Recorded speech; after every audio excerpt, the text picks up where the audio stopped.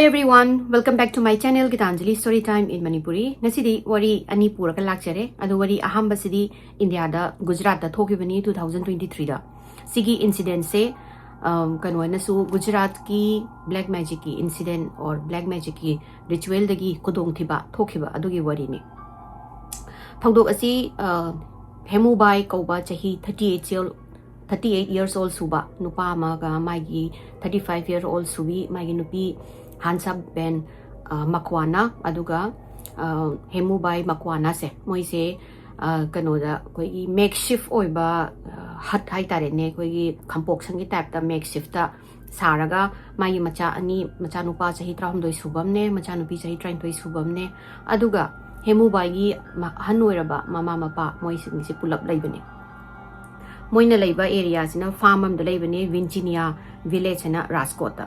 aduga hemu bai gi hek manaw nupa amasu manakta adudagi kitang kha chatlaga haidi minute manga tara chatlaga lai makwana gi family se farmer ne moida laiba farm dudagi dagi mi gi lawda chatna khotna adagi paisa talaga khotlaga nongma gi talaga khotlaga chaba adumai tawi hemu ga hansa ga se hana dagi di dum religious oire adudna lai dum khoiramdana khotna mantra tawdana chanting tawdana ayuki nongdang oiram gi lai ningba dagi di lai gi puja tawba khopa se amna dum pamjare adubu moina 2023 gi sahi ahum moki mamangda moi puja ma taw jani da adu da puja sida sumaina shiva gi lai se lai mahadeva se khoiramo adu raga di magi khoina balidan tawba khoina sacrifice tawba amasung khoina khoiram jaba se penmalaga di board di mar pigan bani khot bani haina tawdagi hemu ga hansa ga se mahadeva se am shiva se kanna khoiram ba hore haubu sidagi daw amuk yadana moi se paisa khitang lakhe lakpasidagi moin he khoiramubadagi daw yabadagi hena religious oigre ko hena lai khoiramba hena chara moi gi lai gi makda fasting tawba khotba adagi di kano adi lai gi se koi gi moi gi no sina pandit moina khoiramiba or any tantric oisino moina khoiramubasing sidaista adum kanna khoiramu kano mahadevadi smaina khoina loina pungning haksang katho khoiramakanda magi bor pi bani khotpani tawdana lai sida tinni da ngawdana by 2023 dadi moise lai ningbagi lai tin gi se hen yamna deeply kano oigre ko obsess oibe hen gre adoduga moigi hek mayumdugi pham nakanda moigi dambur na haitare ne kano sari ne haina construction ama tawri ne mandir gi shivagi mandir se chawthokna bne haina myam chawna mandir sabado paisa leijadamnina moigi maningi da dambur no tawraga makeshift ki kano makanna saba hore moi hansaga hemu bai se hemu bai ga hansa ga na saba moigi hujiki makeshift ki dambur se loidana moina sigi lai lengsan ba or hujiki inauguration tawbane lai lengsan ba se April gi date 15 2023 sida moina decision lawre sigi angang moigi spaina lai khoram khoppa sida moina angang je ya honing de lai gi tawbudo doduna moigi hujiki kanogi hansa kanogi hemu bai gi manaw nupa ma manakta leibse masina kitang amuk nungai ko moi haidi imung se TV ga leidana aduga angang aina khoi gi cable ga lo imung oi bagi nasai gi hemu ga hansa gi macha ani sidi amna nungai je ba moi gi makhura gi mayum na chatpase moi gi makhura gi mayum na chatlaga moi ka kai mayum na chatlaga do leiraga TV yengdana sleep over tawdana moi gi lenga su leiba machi manaw moi gi cousin sing je adu dan da baina machi manaw sing ga sima yengdana moi da sleep over tawbu khop se am pamje pamjaba sida kano na hemu bai sina mai manaw nu pa sida haire mana haire tang traunga do khoi lai khoirambagi lai lingsan bagi numit tare ado angang ya honing de do na noi angang do numit to koi lai sang lai khoiramba do yam sang do re do na noi da lehalasi haina haibe de manaw pa jan harau ya is kai kai de angang ani do tharo anu moi dum sima yengdana tawjani khotni na adai numit sida macha je thinba lai magi kano sina hemu ga hansa ga na thilaga noi smaina kano ngoksna kano khot kano noi ka hoi dagi dom sawi na ngang se taw kholu du na hairaga ma se dai na thamame adai anga ni so harau le haure ai nonga laga lunch timing da halake na hairame hoi na hairaga adagi ngang ga thamamaga hansa ga hemu ga se mai mayum tan hale mayum jalaga mayum dagi puja gi kai pochai je laura kholaga hujiki moi gi dambu na saba hatse sigi manungda moi lai khoirambagi changre next day April gi date 16 2023 gi ayuk moi gi lunch timing da mama da moi halak hai guni na macha ni do makhong na dum hale halak pada moi mayum sida mama pa do kawra changak pada kana moi yum se leiram dare nga e ba angang ani je hadi every time lunch ki timing siti do mama na lunch to se ma kholaga ngai raga leiram bane do ngasi di laitab sida moi bakhan na thabak chindana farm da ga chapari ngi moi farm di muslau haina farm sida lai machi manau se la aga farm se sum ko yeng basida mama ga mapa ga se mu udre ade kai sa kharno na phana koina kawe angni anga ni sak sulam jale e de gi mama hoi su kai moi de su hai de phone nung su amata pairak te na ade gi moi na do di moi nga ngarang puja tong ni hai gimne wa da na moi do gi puja ma pham da tum na lai grabra natraga do mu puja continue to ribra yeng uslau ai na machi manau ani se lai laga siki hat siki mapan se lepaga mama ga mapa ga se kau da khumakte ta de alai da kanu sina mabung sina hana macha no pa han sina hana moi gi siki no changa yeng sida siki kanu se pura kanu na dambur man ba kanu sina pura koi gi ten to ina tawraga saba mandir ne aduga mandir siki hek changak paga koi thong gi frame hai tare ne thong di yaw da bi frame khaktang taw ma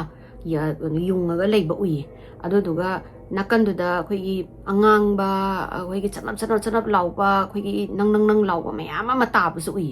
adu do moi angang ani sina kai do kana moi ma khot ma wa sum ta de na moi na mama ma pa sum kawr ka sum changak pa sida angang amana kai no mayam na lap na usiki macha ani sina weird oi ba pot am ui ba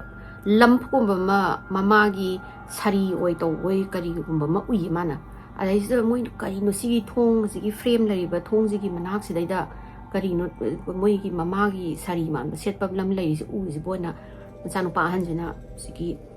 thong gi frame koi thong yaw da ba frame je sigi manak si sanjalak pa sida angang si shock chatlaba adagi di mana law raga mai gi machan nupi sida han na yeng non ma khut che pai raga chingthora ga ma na lakap law raga moi dai gi neighbor gi mi sing se kau kudak ta moi gi neighbor gi mi sing je jenjale e do kai dawre har kan da manung da angang se wa ngang ba ngam dare manung da chango si manung da chango khut ta tawra kan da moi gi neighbor mi sing manung changai kan di moi ju yaw na shock chalaba hujigi thong gi frame man se asi sigi manak sida mama ga mapa ga mai moi body ani je targa lairamme aduga mangak mata yawramdre aduga hujigi mangak hedi makok yawramdre makok sina kadai da taramge haibada moi hujigi mandir sariba sigi shrine jigi manung sida targa lairamme police ku tak takawre adagi police la ga moi hek moi mampham area sing loina sil tawre examination tawba hawre ko manung je kai lege ko ken ada hama police na phangi se ka dugi hek mayai du da lai gi mandir ma koi mai thabagi havan ga tawbagi puja gi koi kanu hai tare ne koi manipur hai phunga gi type tawba ma leirame phunga gi ye thangba nakan sidana kanu gi shiva gi koi gi murti ma leirame aduga nakandana amuk kanu gi shiva gi picture ma ga mu leirame police na kadawino kana gi moi atopa foul play kai gram ta ude aduduna moi neighbor sing da mu hange kamai tawna moi sena moi na hai hemu ga hansa ga se yamna devout kano oiba hoi lining ba on gare over the past hi ama ni sita ekta lies the ning ba chara hen ba mai gi ritual se tawba dagi moi da tantric la aga adum mai bi ko tantric priest or no an moi na haib da tantric la aga kano tawr na moi da puja nungja tawbi khot bi yam tawi do ahing lai bo pung baro tero bong ning dana khotna yam tawi khot len haire police na phangba se moi gi ka manung da thiba du da suicide note ama lairame suicide note sida atopa ka emiram de moi sumaina kano tawre khole moi na leitaba matamda mai gi macha ga mai sagi hemu bai gi mai gi mama ga mapa ga do adu singdo phajana yengjan biramo kana moina siba sida kana ambu ki makhut yaude moina masana yaraga tawini haina iramme sidagi police na khange moi je mathanda moina sumaina ritual gi damakada masa sing je sacrifice tawjabani hai duga sacrifice tawramisna kamai tawge hada guillotine haina adugi technique sizinaraga hadi method sizinaraga siboiramme guillotine je thaini gi kanoga topa moi gi kanoga yengba history gi cinema daga adagi thainagi daga mi manga kakpada haina thauri ra chikhalaga bread kanona blade arumba na tahalaga manga kakpado adugi method se siznarameba moina ngasai thong gi aina haba thong yaudaba frame ama leibado adugi frame da moina makeshift haidi hemu bai sina construction tawri se hujiki guillotine do semba oilarameba sidai da moyani na kamai tawi date 15 gi macha si thamamure ko moi gi manau no pai mi ma thamamuraga moini sina puja tawi moini gi puja se tantric amana hairakpadagi tawgiba puja ni na hai sigi puja sida sigi sacrifice tawragadi moi kainoma moina niba board ama leiba ma leba kainoma nijaba ma sije phangani and they will come back to life ka haibagi adu ma thajaba ma ama leiba sani moi adu duna sigi puja se tawba sida moi ni gi puja se tawre moi ni makse roina ready oire moi ni gi suicide note se ire aduga thongnau kano sida moi phalang da napchalame aduga moi ni sina longna hippaga moi ani gi makko ki position se ka aba matungda moi makok se ritual dugi matungina hojiki havan taunaba lai gi mei thanaba pit se phunga se sida loina tasan doine ba adu kan complete oi doine haiba moi gi puja se adu moi ani sina adu maina hippe dana aduga kanona hemu baina makutna mai gi makutsina pairaga kano sina lang thawi mang sai gi blade ta ki bodo adu do singthara moi ani mak mamit uisalaga adu hemu baina ngasai gi thauri do hek thadokpaga adum laaga dum ka abajani aduduna hemu bai gi makhut siju sai gi thauri angau machu ni hai angau bagi manak sida leirame hai bhan bhan tarpado aduga ngasai moi puja tawgiba baba se gi tantric se sisi thiba phangdre moina thiba se bana thiba ni phangdre kari aduduna kari gi puja no kadobagi tawri no di hairam dabida hansaga hemuganadi hapeta peti palamba male moina moi lai ji mandir se sari se si loraga si moina puja siwagi puja chawba se ma tawduni puja se yam chawba puja ni aduduna koina niba bor ama lei adu phangdoini haidokpadi yade wai phang bor do phanga kanda haigi khotke kaina gati hairame hai aduduga atopa kan amota macha hoibo kana pokta khangdeba moi sumaina kano tawraga suicide tawraga siraga lai gi ritual da human sacrifice tawani haibase kanam bu khangde adu danga sai moi gi kari maram gi no khangdana moi photo namba khopa mayam se spiritual gi leader sing lining ba singda utna khotne matamda according to spiritual leader sing na haibi matungina moi ani na tawrido black art ritual ne haiba black art sta kano tawraga human sacrifice tawraga yamna chawba vardhan ma nibagi ni na hai ada moina haido asigi vardhan se kamai tawge habada siraga moina thajabaje isorsna amo hingalaktoine haiba hingalanne haiba hingala akanda moina niba borse laiduna pidoini moigi sacrifice se penmandana laisina shibajina laaga moise hingandoini adu eragadi isorsna hingala matungda moise pure bhakt haidi laigi bhakt ka habdo moigi mai follower do oidoine ba adu kari gumba moigi thawaisina laisina hingalaktraba adu eragadi moigi sacrifice to moina to human gi sacrifice to isora laudre haina khangdoini kaina adu maina hai ba mo kono na spiritual leader na according to moina tawmi ba puja nongja gi pochai mayam degidi lerami ba moina son magi mantra kai kai mayam leram basing dagi khangba ngamise police na atopa kanam bok ta taina ningai or atopa fall evidence kari gra fall play de amata phangdrabani na hemu bai ga hancha bai gi moi ani gi case moi ani gi case suicide ta sibani khotpani na hairaga adum case su khumjan gare macha nupa chahi tram doi subadogi moi ani na kaim khanbiram de macha nupi dogi kaim khalam de mama mapa hanuba hanubi ani lei du moi ani gi su kaim khalam dana moi na just lining mada obsess oi bagi hingakani na thajabagi asigi kano se black art amasung black art kano gi black art gi ritual se tawgi bani adudana mayam smaina baba sing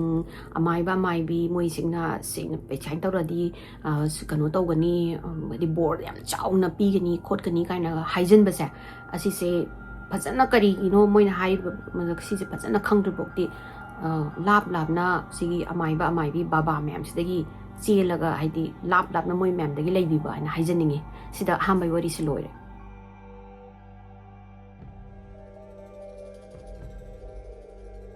Anisuba wari sidi police ki amasung authority gi amna rare oiba error amadagi nupa sigi mapunsi je change tawgidoine नुपासी ममिंग से क्रोनोलियस Michael Anderson कवे मयाम ना मासे mic हाइना कवे mic कनो से mic से माना हौरको मतम से सेंट लुइस हाइना मिजोरी द लेबा यूएस की यामना क्राइम थोकपा अदुगा गेटो अमगी मफम दे हौरेबा गेटो इदि खोई इस्लाम गी टाइप दा क्राइम गा याम थोकपा अदुगुम्बा एरिया नेबरहुड तगी हौरकपने अदुगा मागी माना हौरको मपुंसी जे दु मोइजे पोवर्टी दा हौरे को याम लायरगा हौरे एदुदना मोइ जिकी गेटो गी सेंट लुइस दा लेबा स्ट्रीट गेंग दा मचा मचा मागी गेंग गी पार्टी गा यावरगा गेंग मसेन फुनबी हाटनबी अदुगुम्बा मासे हौरे दुना दुम मागी मयुम सिजु अदुम वायलेंट होइबा मपा सिजु यामना वायलेंट होइबा मपा मोरकबगी फुबा चाइबी लाउबी खोंबी अदगी मयुम दगी मतम गा कया कया चेलगा लोट उबी खोलोगी मब तवे मासे मयाम हौरको मतम दा मयाम हाइबा he is destined to be in jail haina magi adok yamna magi trouble oiba childhood sina magi ngauksnarak baje lepan nai daga ngaukснаре ko maji police ki da phanana kano lerame rap sheet lerame ko magi mi phunaru bagi petty theft ko mi mayum dukan chang huralu bagi trespassing tawlu bagi mi gi property da changu bagi kholu bagi adu magi magi juvenile oiringai dagi magi record se leire hai tare ada mana 2000 gi stage da मागा मागी companion अमगा मोय अनीसना mic मोय अनीना burger king गी manager अमना पैसा मोय नोमगी cell वरपगी deposit तौब Lakpa पैसा deposit तौब लाकपसिदा मोय अनीना gun point दा रोप तौब नुपासे अदुगा $2000 ऑलमोस्ट इंडियन रुपीस लाख अनि की मया पैसा से कन तौ मोयना गोंद रोप तौवे अदा सिगी हुरानबा लाउनबा खोनबा तौरिङाइसिदा आई विटनेस अमना उरबा उबदगी आई विटनेस ना गाड़ी जिगी नंबर करी क्राक से लोइना कनो तौरगा नंबर से लोइना मग mana lauraga police ta inform tawi by the time police lakpa matam dadi ngasai gi moi du di lairamdre aduga burger king gi manager du lairame burger king manager na paisa sine nupa du gi haida du dun tae taga police na ngasai gi gari number pirak du sine dagi mai gi description je kai loina mak run down tawraga yeng khadi run over tawra yeng kan dadi sai gi car gi number se Cornelius Michael ko ba nupa amada belong tawe hana mai photo ke chong thorakpada sai gi witness da legi ding sai gi manager da sigi nupa sira na hangbada hoyena hairaba adegi ma je thiba la amatuna di thiba ma je phangdre absconding oye chahi tha ani ma je manguraba matungda police na mai gi girlfriend gi mayumda lotlaga lairamdana pharaga mai gi trials guilty found ore ideal mana kanu huran bagi se mai gi kanu se crime je si je proof tor matungda chahi tara humdoi jail da laiba haina aduga with possibility of parole haina do haina phangi tha tara jail da laira matungda ma je bail phangaga ma je thadore mana mayum da lairinga sida haina bail tharinga sida amuk appeal tawe ma gi case to mo haning bio ma gi haina chahi tara humdoi do sangman gare court gare du tilen bio kholon appeal tawe ai appeal tawe sida court na judge na deny tawrakpadagi di ma smaina jail da muchang da ya roi mi gi 2002 sida ma cha changa da boiraba ada ma sana ma gi lawyer sida haire kamai tawsige ai smaina bail je dina ma ai gi plea je deny tawre aduga ai jail da chango haire ai gi next step se kaino na ada kano sina haire ma gi lawyer sina kaino gi Missouri gi Department of Correction na namawai ma gi warrant ma issue tawani ma arrest tawna ba adudana moi ngasai gi correction dagi moi gi correctional officer singna mai gi mayum da laaga ma je da du moina da arrest mayum da arrest tawraga jail da pudoini so wait for them to show up and hire moi lakba bo moina lakba da ngai re ma je mic sip ngai re lakte adai ma je sum ngai ram badagi di amuk hanamu appeal tawba ya bagi matam ji yauraba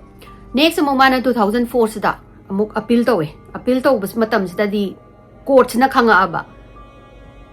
kano sidi mic sidi jail da sungai ma di jail da leitri na ma di kano da yum da ma di mai mayum na ngai raga lei hai je khanga pa dagi di among sai gi court sina